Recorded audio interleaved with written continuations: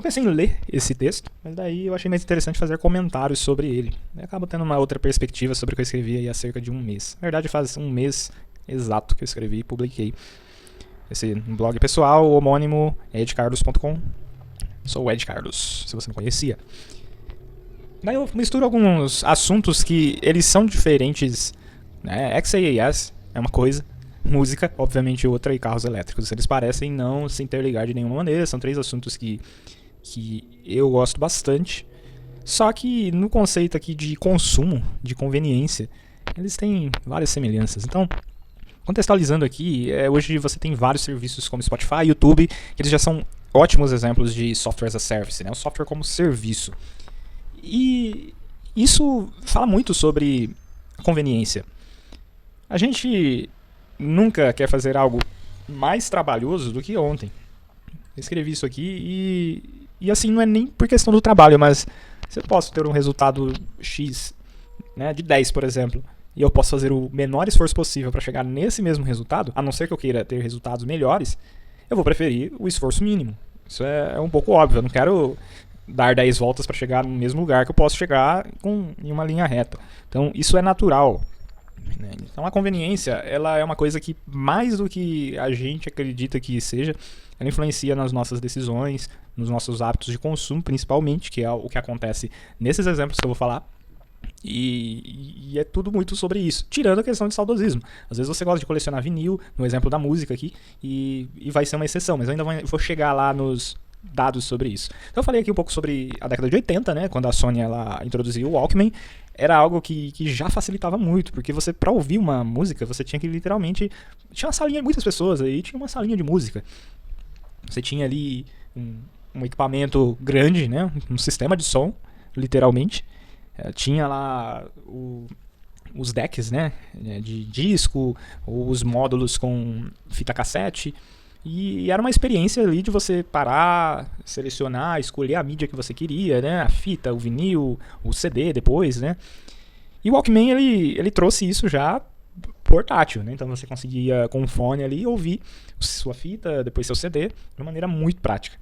Pra época foi, poxa, imagina, né? Uma coisa que eu só conseguia fazer na minha casa, hoje eu consigo andar de bike e pegar um ônibus e ouvir minha música. Então, foi uma revolução muito grande isso aqui, né?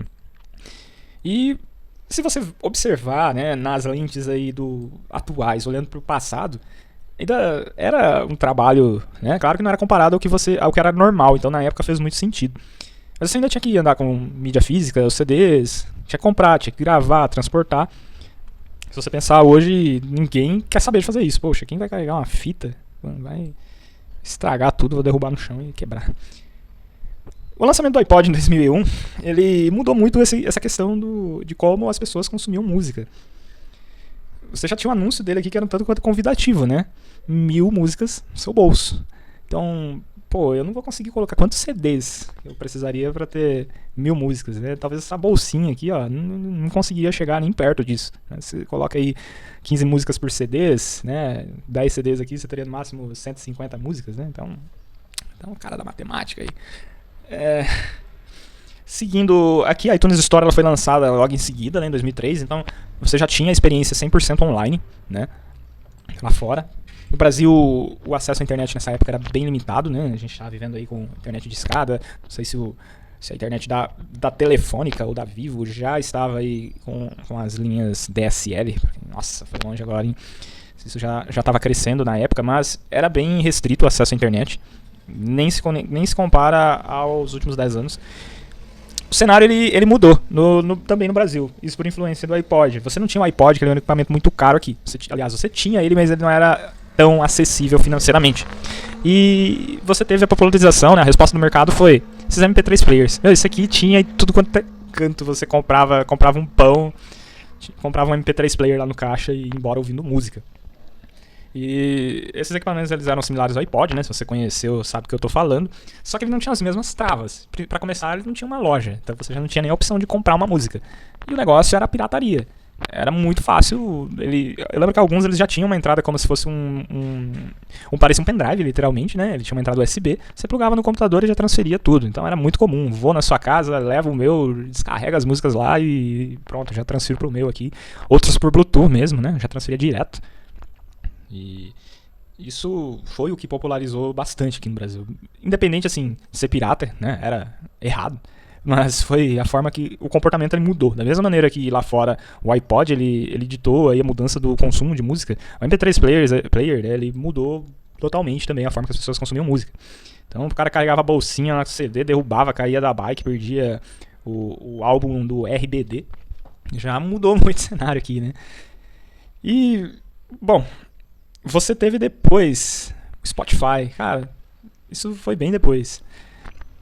Spotify, ele é bem interessante que ele são camadas, né? Se você não tivesse a popularização do consumo musical móvel, Spotify provavelmente ele não faria tanto sentido. E daí você teve esse serviço também, lançado aqui em 2011, e ao invés de você entrar lá e comprar uma música, eu tava pesquisando, eu lembro, mas eu tava pesquisando pra ter certeza. Um álbum na iTunes Store, ele custava, tirando promoções, em média era $10, 9,99, né? E você tinha o lançamento lá fora do Spotify aos mesmos $10, só que você acessava a biblioteca de todas as músicas possíveis lá, né? Claro, né? Das gravadoras e etc. E dos músicos que eram parceiros, né?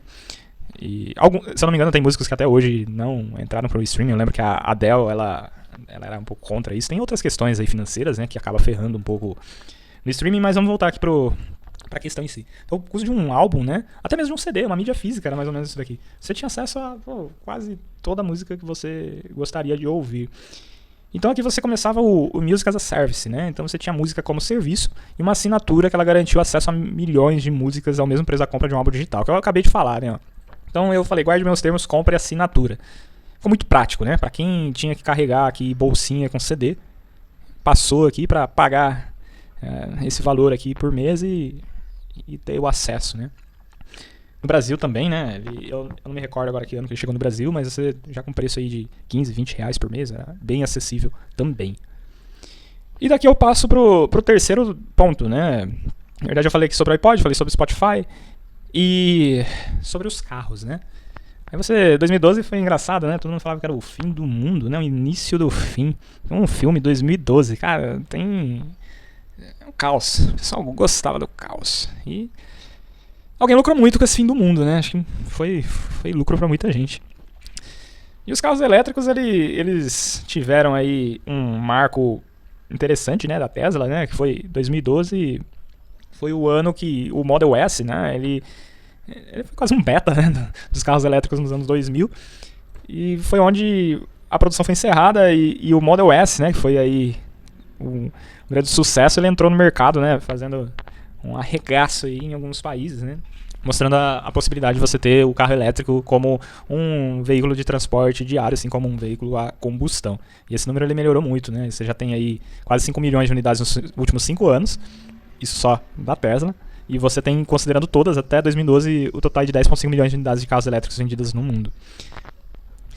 E daí você tem a questão do quê? O que é a diferença, né? Lá do Roadster de 2008 até aqui esses números aqui, até 2012, né? É a mesma questão da tecnologia e do custo, né? Então você tinha um veículo aqui de 2008 que ele custava aí $109 mil. Ele vendeu muita coisa, vendeu pouco pra caramba. E depois você teve um modelo muito melhor, tanto em dados aí de autonomia, de evolução, né, da construção em si, praticamente aí na metade do preço. Então isso se assemelha muito a outras evoluções, como essa da música que a gente viu aí, né? Até chegar no Spotify e hoje inventaram algo talvez tão disruptivo como essas outras, né? O carro elétrico ele está nessas fases iniciais, né? Desde a disrupção que foi você ter um veículo que não parecia algo futurista para algo que faz sentido você ir no mercado, fazer suas compras e não chamar a atenção de ninguém com algo mirabolante que parece um extraterrestre. Então, armazenamento de energia, né? Como eu falei aqui, as baterias, né, mais eficientes e tornou o carro elétrico viável e mais conveniente, né? Como eu disse, é o tema central desse texto, né? Eu falo aqui um pouco sobre as similaridades, né, de todos esses assuntos que eu falei, né? O iPod ele resolveu vários convenientes lá da época. O Spotify não resolveu a pirataria, mas ele tornou o consumo de música muito mais conveniente. Então, você pagando ali o valor de um álbum, você tem acesso a uma biblioteca ali de músicas inesgotável. E ele mudou a forma de consumo. Então, cara, quantos anos você não vê uma pessoa aí que fala, baixei essa música aqui online, pô, Spotify, cara, ou Deezer, ou etc. Então são exemplos aí bem consolidados de um caminho sem volta. E você sempre tem que observar isso aqui, ó. Isso aqui é um ponto que é muito importante. Se você não tiver tudo que está em volta ali, as adjacências, mirando para viabilizar aquele caminho, não vai dar certo. Tipo, Spotify não ia rolar se o acesso à internet não tivesse popularizado e ficado mais barato. O iPod é a mesma coisa. Se não tivesse a evolução da internet e da forma que as pessoas conseguem acessar música, ele ia ser um aparelho inútil. O pessoal ia começar a voltar a usar CD ou no máximo fazer um caminho mais difícil, transferir, copiar um CD também para poder copiar para o iPod ou para o MP3, etc. Então, se você não tiver a evolução de várias outras coisas, que às vezes não é de controle de uma empresa só, a coisa não anda. Então, é o que eu falo aqui, a tecnologia certa, mas são suportes necessários. Então, se o Spotify tivesse lançado no início dos anos 2000, ia ser uma disrupção muito forte. Só que as pessoas nem tinham na verdade, assim, o hábito de consumir música móvel já existia há muito tempo. Só que, e o acesso à internet? Como que ia ser? Ia ser por dados móveis, Wi-Fi? Quem tinha isso em casa em 2000? Provavelmente não ia se sustentar, não ia receber os investimentos necessários e não ia rolar. Talvez outras empresas tentaram fazer isso aqui na época, não sei, precisa pesquisar. Mas essa tecnologia ela foi viável em 2011 porque você já tinha acesso à banda larga, o iPhone já tinha sido lançado em 2007, você já tinha as plataformas móveis crescendo absurdamente. Então, tinha todo um ambiente propício para isso aqui funcionar. E também não garantia de nada, mas você já tinha as chances necessárias. E falando aqui do carro elétrico, hoje você tem vários problemas, né? O carro elétrico ele é pesado, ele consome mais, se você for ver. Consome mais no sentido de ele é mais eficiente, tudo bem, ele é mais eficiente do que um carro a combustão. Isso acaba resolvendo esse problema aqui. Mas as baterias elas são muito pesadas, né? Então isso acaba acelerando o desgaste de outras partes. Dispenser de recarga. Isso é muito complicado em vários lugares do mundo. No Brasil mesmo, eu sei que quem tem carro elétrico no Brasil tem aplicativos aí que eles mostram os lugares e tem outro detalhe, não basta ter o dispenser de recarga rápida. Tem que estar funcionando e tem que estar disponível, porque tem eletropostos que tem um ou dois, eu não posso nem chamar de eletroposto, né? Às vezes tem um dispenser ou outro só. Um dado interessante também é quanto à questão da produção de energia elétrica no mundo. Se você for ver, queima-se carvão para produzir eletricidade na maior parte aí do cenário de produção. Então 35% da produção ela é baseada no carvão, seguido pelo gás natural. Tudo bem que o carro elétrico você pode falar assim, tá, mas ele tira a questão aí dos grandes centros, né, de você ter aquela poluição e concentra isso em outros lugares, né? Então você está meio que passando um pano ali, né? Tem vários problemas, tá? Isso daqui, no Brasil é até bem interessante porque mais de 90% da fonte ela é hidrelétrica. A gente acaba tendo impacto ali da usina, né, da implantação, mas depois você tem algo mais estável, ela não produz tantos resíduos, nem se compara aos resíduos aí de uma usina a gás natural ou por carvão. Então são cenários bem diferentes. Se você vê, o Brasil tá bem à frente nesse quesito. E daí você tem a questão de infraestrutura, né, que eu falei. Isso daí é bem complicado, a questão da distribuição. E se você pensar, poxa, se todo mundo hoje que tem um carro a combustão trocar para elétrico, será que a gente tem capacidade elétrica para carregar esse monte de bateria? E você teria assim esse pico aí de recarga. Como que seria isso? Ia ficar caro para todo mundo a energia? O seu consumo aí de R$100 por mês ia virar 200, 300? Eu não sei, né? Então são pontos aí a avaliar, né? E até deixei claro, eu não sou contra, só que eu acho que hoje você tem um cenário de algo muito inovador, só que ele sofre com essa questão da infraestrutura, como eu disse, né? Até lá no final, depois eu vou voltar nisso daí, mas eu falo, né? Você tem a tecnologia certa aí no seus suportes necessários, né? Mas eu vou entrar mais em detalhes depois para esse caso do carro elétrico. E eu faço um questionamento, né?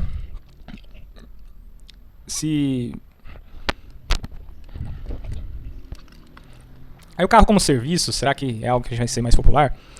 O transporte como serviço é algo muito antigo, se você for pensar, né? Então, não é de hoje que você paga ali para algum prestador transportar algo para você. E isso depende muito do estilo de vida. Hoje tem pessoas que vivem aí com Uber e 99 ou táxi comum mesmo, não precisa de um carro. Só que isso está longe das vagas de estacionamento, principalmente fora dos grandes centros, né? Esse cenário pode mudar, mas acho que está longe ainda, e pelo menos nos próximos 5 anos acho que eu não vou ver nenhuma mudança tão significativa nisso. Isso é algo pessoal que eu considero com base na evolução das coisas, tá? Pode ser que daqui 2 anos aconteça alguma disrupção e algo inesperado e tudo muda, mas eu acredito que no caminho que tá, não vai mudar muito nos próximos 5 anos a questão de carros. Não tô nem falando de carro elétrico, tá? Mas a questão aqui é de você não ter um carro e sim assinar um carro, usar um carro compartilhado ou qualquer coisa do tipo que não faça você comprar um veículo de fato. Empresas como a Volkswagen, entre outras, elas já têm respostas a isso, né? E elas falam sobre a visão de futuro aí para ser uma empresa de mobilidade, não apenas uma montadora de veículos. Isso pode ser até mais lucrativo no futuro, né? Você assina, vai ter uma renda fixa ali para a empresa, você vai ter um veículo sempre em bom estado, sem outros compromissos e só paga por mês. Acho que a gente ainda não vai ter, como eu disse, o Spotify para essa solução por um bom tempo, né? Então precisa evoluir muitas coisas, até mesmo de comportamento, né? De como você trata um veículo, né? Poxa, hoje, imagina no Brasil, você ter seu veículo compartilhado. Tem pessoas que são incapazes de compartilhar um carro.